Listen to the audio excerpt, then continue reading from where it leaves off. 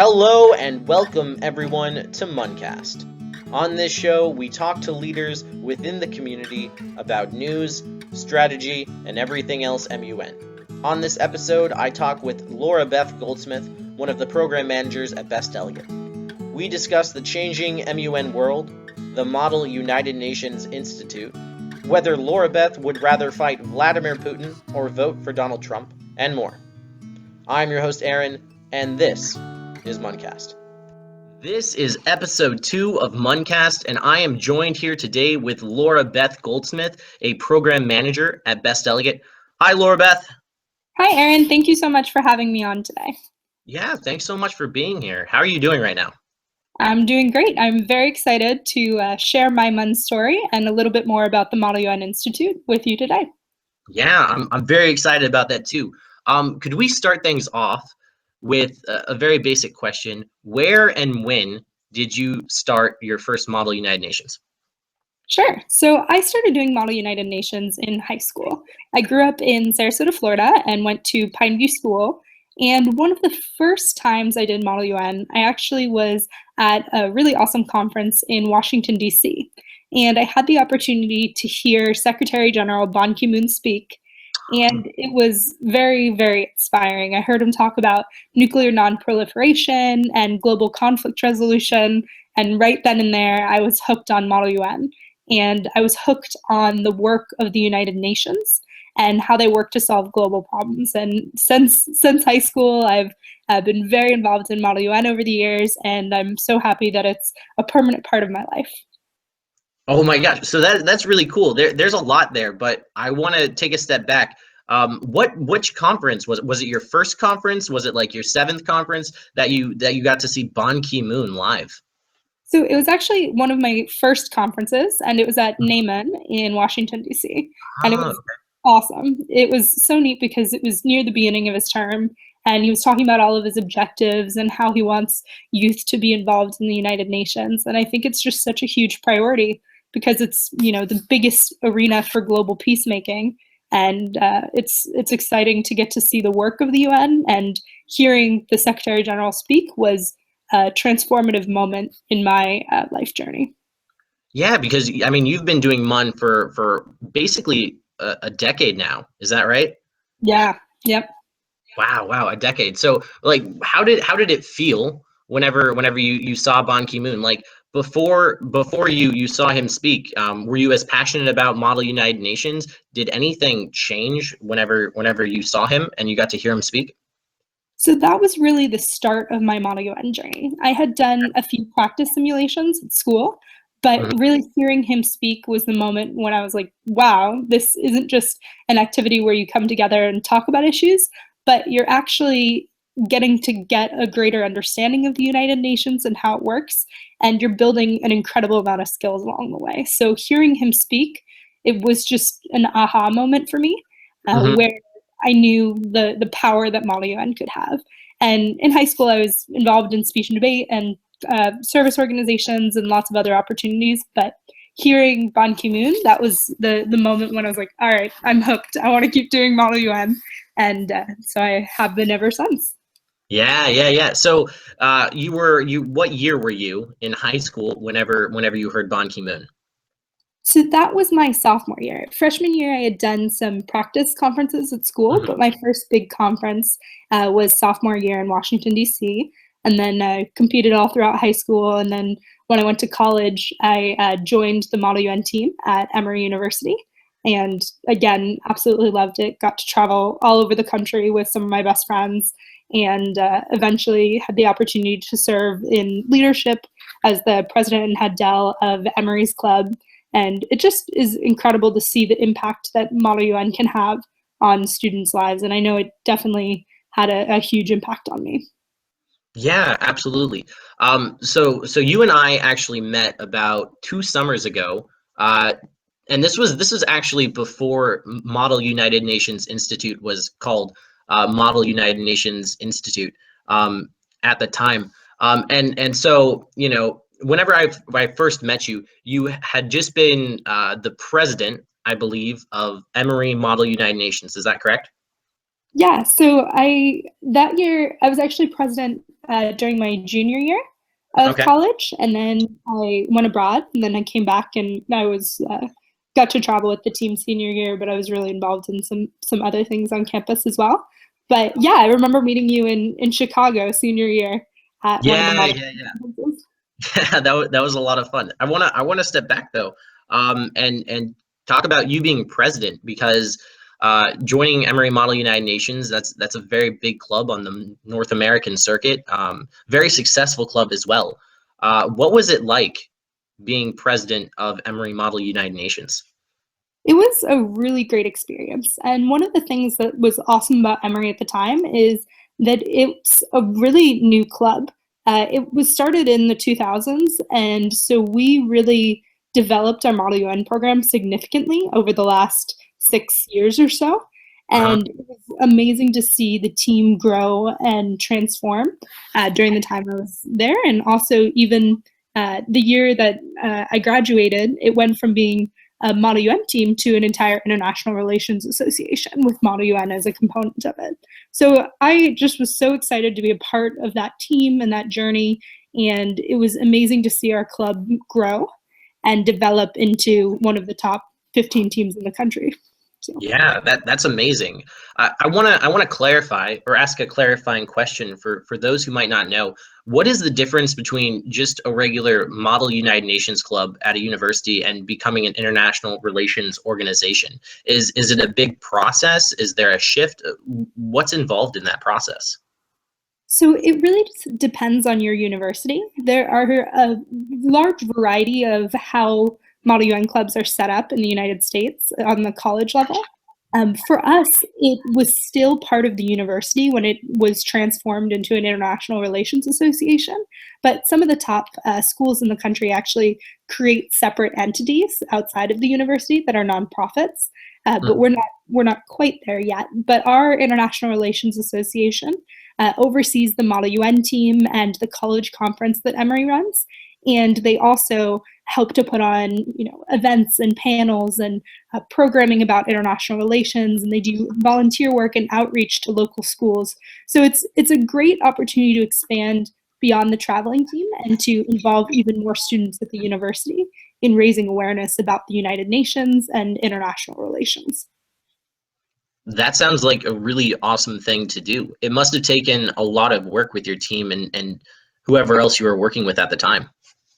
Yeah, the team has been really amazing over the last couple of years. And one of the biggest transitions, too, that we experienced as a team was we went from having just one individual who served as essentially president and head delegate. We had two co-presidents to now having head delegates as well as presidents. And I think that transition was huge for the club because it really helped the team have an opportunity to enhance their training and their experience because they had an even greater team of individuals working to run the program. Nice. Can we take a step back for just a minute? And could you explain the difference between a president and a head delegate of a university Model United Nations team? Yeah, absolutely. So a head delegate of a university team is often one of the individuals who has the most experience traveling and competing in Model United Nations. And the head delegate is responsible for all training for a university Model UN team. And so they will work with students to prepare them for conferences. They'll teach them about all of the different types of committees that exist in Model UN, and they'll really help to ensure that the students have done their research and are prepared and are ready to enter a conference. And the president is often responsible for more of the logistical side of it, for being the face of the university club, and for working with administration and the school to make sure that the club is able to run and function the way that they want to. And the way the university club is set up now, the president also oversees the International Relations Association, as well as the Model UN programming. So it's a split of dynamics to allow a club to continue to flourish and grow in their Model UN training. Wow. So during your time, when you were the president during your junior year, was that the first time there was a separation between president and head delegate during your time, or did that happen after you left Emory? So that actually happened when we were leaving Emory. So Okay. I had the double whammy job there, but I absolutely loved it. And it's a great opportunity to learn about the intricacies of Model UN and also to have the experience working with universities and with funding and all of the other components that go into making Model UN successful. So I truly loved it, but I'm so proud to see how far Emory's team has come over the last few years. And I think that's a huge credit to their leadership and to all of the students who are there now. Definitely. I actually have a few great friends who go to and went to Emory University. So, that's really exciting to hear.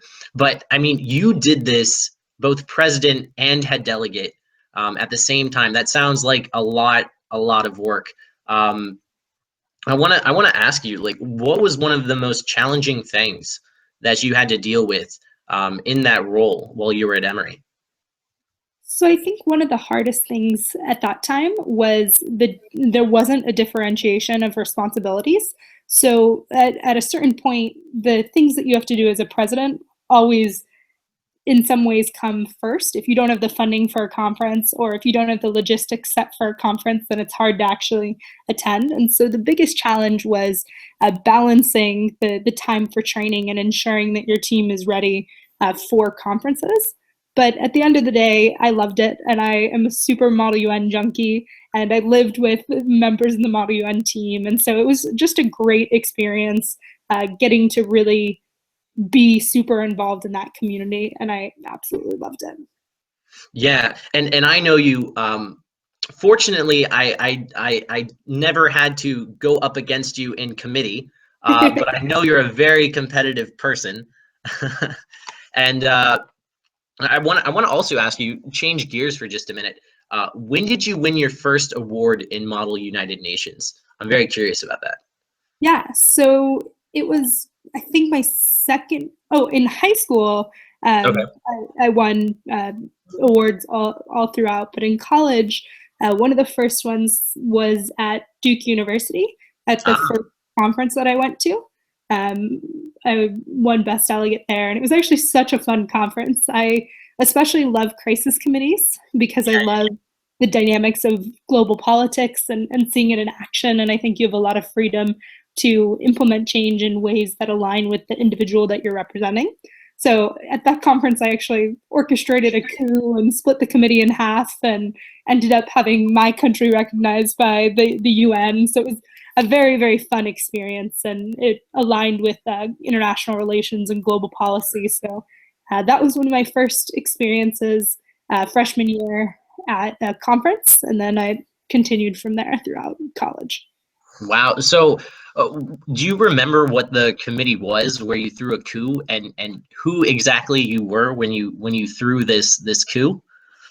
Yeah, so I was in a committee on Pakistan, and essentially there was a lot of strife. And in reality, Pakistan has had coups over the years in their foreign relations, in their politics, and so it wasn't entirely off policy, but essentially it was very interesting. There was natural disasters that occurred, and the nuclear materials weren't secure, and I was able to secure those along with the assistance of the military personnel in the committee, and we essentially split from the government and then orchestrated a coup, and they eventually got reabsorbed back into the official Pakistan. But it was a very interesting experience. I wouldn't say it entirely aligned with the realities of what would occur in a country by any means, but it was a great opportunity to learn more about international relations and politics and the realities of what instability can look like on a global scale and how important making sure that nuclear materials are safe it really is for global stability. That sounds very exciting, like very exciting. And I want to take a second and ask you, could you clarify for people who may not know what crisis committees are, for those people who may be just learning about Model United Nations for the first time, could you explain the difference between traditional Model United Nations committees and crisis committees? Absolutely. So Model UN has gone through a huge transformation over the years. And one of the things that you'll see is that MUN was originally created as a simulation of the League of Nations even before the UN existed, and then eventually a simulation of the United Nations. And so the UN has many different branches, and Model UN simulates a number of those. They simulate General Assembly committees, they simulate ECOSOC committees, they simulate the Security Council committees. So those are some of the more traditional Model UN style committees that you'll see. But one of the trends in Model UN is to also simulate crisis committees. And so these are sometimes official organs of the UN, or sometimes they're actually not directly related to the United Nations. And so these can be cabinets of different governments, they can be other international organizations, they can be committees, and essentially it's a great opportunity to represent an individual or a country in a fast-paced changing crisis. And so Model UN crisis committees focus on impromptu speaking, on debate, on negotiation, and really on helping to solve and create solutions to complex problems that are changing and unfolding in front of you as the committee develops. Cool. And who exactly is running this committee? Are these adults? Are these students? Are these other delegates? Who's running these? So one of the amazing things about Model UN is that it provides an unparalleled opportunity for student leadership. And so conferences, both for high school students and for college students, are often run by universities. And so the university team will create all of the committees and they'll staff them as well. So you'll have individuals both in the room and outside of the room for a crisis committee that are helping to facilitate it. So you'll have a chair who's running the committee in room, and you'll also have a crisis director who's facilitating the committee outside of the room. And so crisis committees are really cool because you're not only speaking and participating with everything that's developing in front of you, but you're also writing notes and creating directives, which are essentially plans for how you want to implement change in the committee. And so the crisis committees are unique because you have in-room action and out-of-room action that you have to balance in order to participate as an effective delegate. Yeah, I like that. That sounds, it's very interesting. I think some of the people listening to this may have participated in a crisis, and others may not have. But thank you so much for explaining the differences. That's very important. And something I want to transition into is that we've seen a lot of change, like you've mentioned, in recent years between Model United Nations in North America, UNA USA procedure. There's something called Thyman procedure, which is very popular in Europe and other parts of Asia and the rest of the world. And we also have this new emergence of something called UN for MUN. And so we have a lot of changes happening within the community. And something I want to ask you is, what do you think of these changes? Do you think they're good? Do you think they're bad? Why? So I think there are incredibly exciting opportunities that are happening in Model UN right now. And one of the things that you mentioned is the emergence of UN for MUN.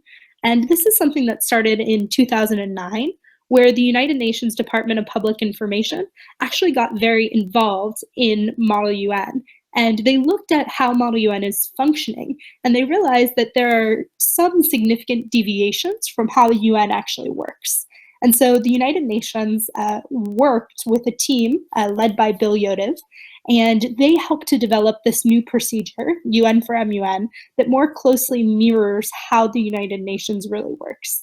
And I think it's actually very exciting for teachers and for universities and for clubs to start utilizing this procedure, because the goals of Model UN, there are numerous goals. You know, students gain confidence and gain public speaking experience and research abilities and all of these different components. But I think another goal is actually learning about the United Nations and international relations.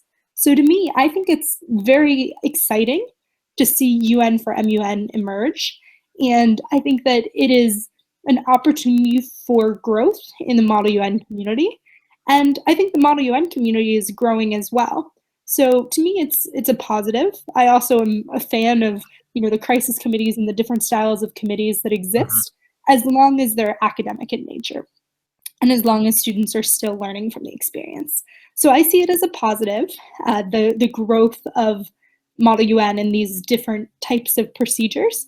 And I think it's amazing too because Best Delegate has an incredible opportunity to help inform others about the different types of Model UN committees and to help to standardize these different elements that are coming out and to help inform people all over the world about the developments in Model UN.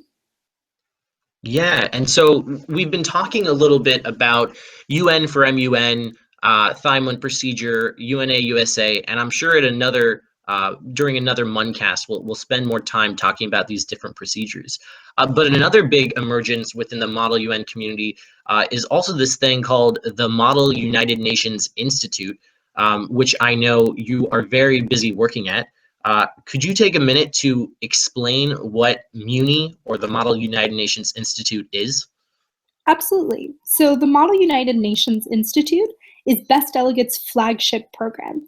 It's an incredible opportunity for students from all over the world to come together during the summertime and attend a week-long program or 2 weeks of programming where they get to immerse themselves in Model UN. They're taught by incredible staffers from the top universities in the United States and the best delegates on the college circuit, and they get to participate in an activity that they love with kids from all over the world.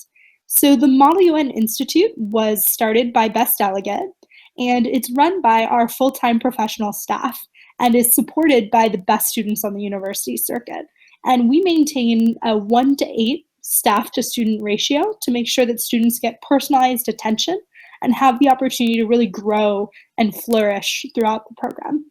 And so this past summer, we had over 600 students from 40 different countries attend the MUN Institute. And we run programs at the top universities in the US. We run programs at Georgetown and Harvard and Columbia and UCLA and UC Berkeley and UC Irvine. And so it's an amazing experience for students ages 9 to 18, as well as for advisors to come and to learn and to gain additional Model UN skills, to try new styles of Model UN, and to develop as individuals. So this sounds like a really, really exciting opportunity. And I want to ask, because I've been involved with MUNI in the past, and I know there are some changes to this summer. What are the type of programs that you are offering this summer for MUNI? So we offer programs, for the first time we're offering programs for younger students as well. For students ages 9 and 10 is our mini diplomat program, where younger students can really start to learn about the United Nations. We also offer programs for students in the middle ages that are normally around middle schoolers, for students ages 11 to 13. And we offer our diplomat program, our junior diplomat program, which is our introductory program, our junior ambassador program, which is for students who want to enhance their skills and learn how to win awards, and our junior crisis program. So middle school students are also able to start learning about crisis committees. And then for high school students, ages 14 to 18, we offer our diplomat program, which is our introductory program where students get to learn all about Model UN. And we offer our ambassador program, which again is an opportunity for students to learn how to win awards and succeed in Model UN in a competitive environment. We offer our crisis program, like we were talking about earlier with crisis committees. This is a chance for students to learn about conflict resolution on the international stage and solving global crises. And then we also offer our Secretary General program, which is for individuals who want to be leaders in the Model UN circuit. And so this is for club presidents and secretary generals who want to enhance their own skills and bring those resources back to their schools. And then the new program that we have this year for high schoolers is the Security Council program. So at Columbia University, we're doing a simulation of the UN Security Council. And this is for experienced delegates who really want to take it to the next level and learn even more about how the Security Council functions. Wow, that sounds like you have a ton of new programs this year. One thing I want to ask you, if I have never done Model United Nations before, if I've never participated, am I still able to sign up? Am I invited? Absolutely. Our biggest programs, or one of our most popular programs, is actually the Diplomat program, which is our introductory program. And it's a 5-day experiential learning program where students get to learn all about the United Nations, enhance their public speaking skills, learn how to research. And all of our programs culminate in a final full day Model UN simulation where students get to put their skills to the test and really improve as individuals, and they get feedback all along the way, and it's a ton of fun. And I can tell you personally that students grow so much through the MUN Institute, and I've seen it change lives and trajectories for students entirely, from being a shy individual on day one to feeling that confidence and going back to their schools and creating incredible change. So absolutely, the Model UN Institute is for all students, whether you're new to Model UN or you're super experienced and have attended 15 conferences. We have a program and an opportunity for you. And please feel free to follow up with me too. I'm very happy to help place students in the programs that'll work best for them. Awesome. And I want to ask, I want to ask you if you have anyone that you know off the top of your head, where they have done Muni, they've participated in the camp, and then they've gone on to succeed either at university or at the high school level with their clubs. Is there anyone in particular or any stories that you can share with us? Absolutely.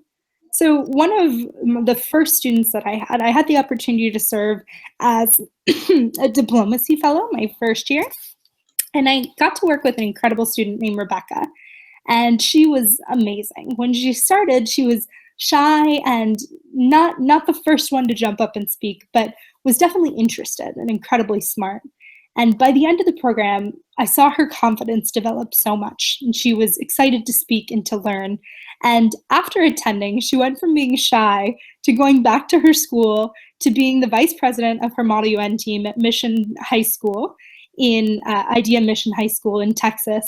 And then she went on to serve as her class president, and now she's a freshman at Harvard University. And wow. I actually had the amazing opportunity to watch her grow and develop and gain that confidence that she needed in order to succeed as a student leader, in order to become class president, and in order to be accepted into arguably one of the top universities in the world. And so it's incredible to watch Model UN, and specifically the MUN Institute, transform students' lives. And again, this year, I've seen our students already getting accepted into top universities, Yale and elsewhere, and it's amazing to watch them grow and develop into confident student leaders. That is so exciting to hear. And I'm actually really happy that you had the chance to help Rebecca on that journey and inspire her to do Model United Nations. One of the last questions I want to touch on from Muni is, how can I find more information? If anyone listening right now is interested to learn more about the program, about where they can sign up, what program would be right for them, where should they go, and who can they contact? So they should visit mun.bestdelegate.com, and that is the official website for the Model UN Institute.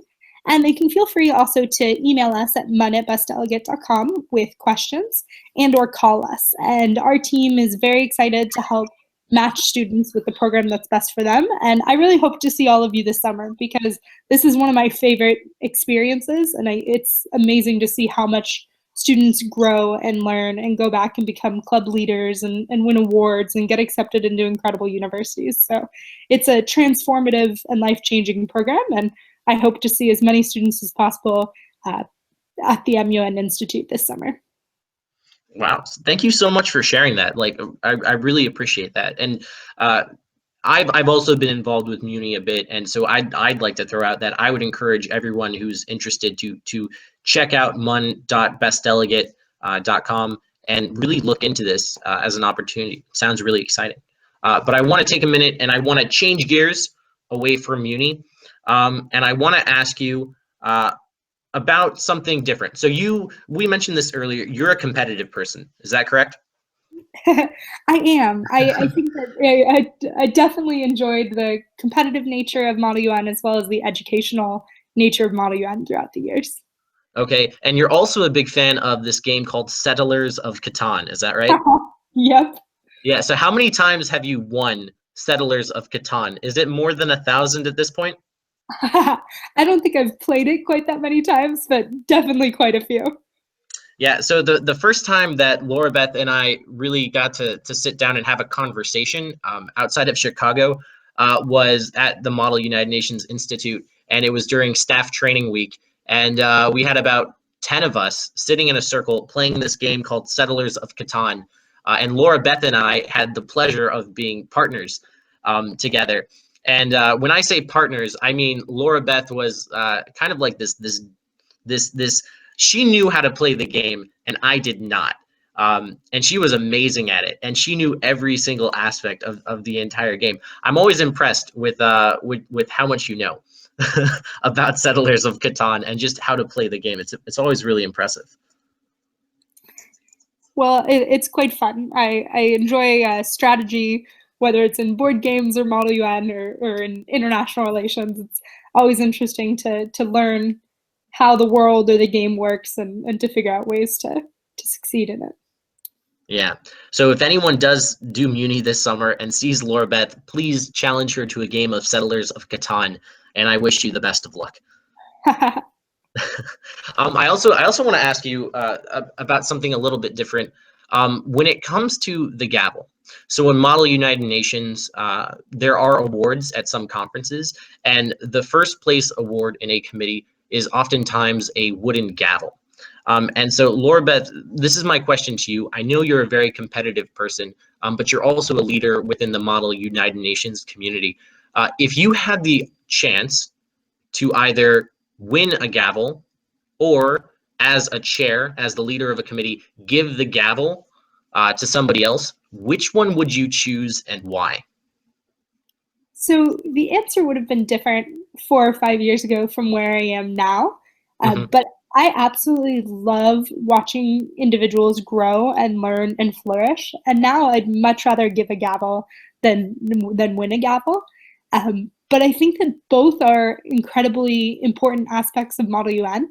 And I love how you have the opportunity to work behind the scenes as chairs and as staffers. And I encourage students both to participate in Model UN and also to develop and to run conferences and simulations, because both are amazing opportunities to learn about international relations and to empower yourself and others. And I know you've heard me say this before, but at Best Delegate, we believe that the best delegate brings out the best in others. And I think that's something that can happen both in a committee as a delegate and as a chair. But at this point in my journey, I love serving as an educator and as a leader. And I love getting to watch students develop, whether it's winning a gavel or the little victories along the way, or going back and being class president and getting accepted into amazing universities. These are all opportunities that come from Model UN. And so both are vital, but I love giving the gavel and helping to lead the simulations and the Model UN opportunities for students around the world. Nice. And if you could give at least one piece of advice to either a newer delegate or somebody who's looking for some advice as to how to be a successful delegate, what would you tell them? To me, it all comes down to one thing: confidence. If you are confident in yourself, in your public speaking, in your knowledge, you can and you will succeed in Model UN and in life. And so I would say get out there and go for it. Have that confidence and really learn and grow. And I hope to see you at the MUN Institute to continue to develop those skills and that confidence to succeed in Model UN, in college, and in your futures. So this is really interesting because on episode 1 of munCast, I spoke with Avik, and he really highlighted this idea of confidence as well. And so maybe we'll have an episode of munCast strictly focusing on confidence. But I want to take a minute to ask you, how can someone go out and develop their confidence if they're shy, or maybe if they don't feel like they have confidence? How can someone work to develop that? So I think a big part of confidence is really knowing and understanding the material that you're working with. And in order to be confident in a simulation, you first have to research and understand the topic that you're discussing. If you're comfortable with the material, it's a lot easier to take that next step, to talk about it, to discuss it during the informal parts of the Model UN committee, and also to get up and make those speeches. But I think confidence comes from research and it comes from practice. And so I encourage delegates to practice with their clubs, to speak to themselves in front of a mirror, to attend the MUN Institute, and to just work at being the best you that you can be, because at the end of the day, Model UN helps students develop, and we're transforming students' lives into future leaders. And I think that confidence comes from repetition and from practice and from going for it. So I just encourage you to try and to get out there and to do your best. And I think in time, that confidence will continue to develop. Cool. I like that answer. Thank you so much, Laurabeth. No problem. Yeah, and so I want to end with a completely random question, and I'm very curious as to your answer to this. So, would you rather get into a cage match with Vladimir Putin, or would you rather make America great again by voting for Donald Trump?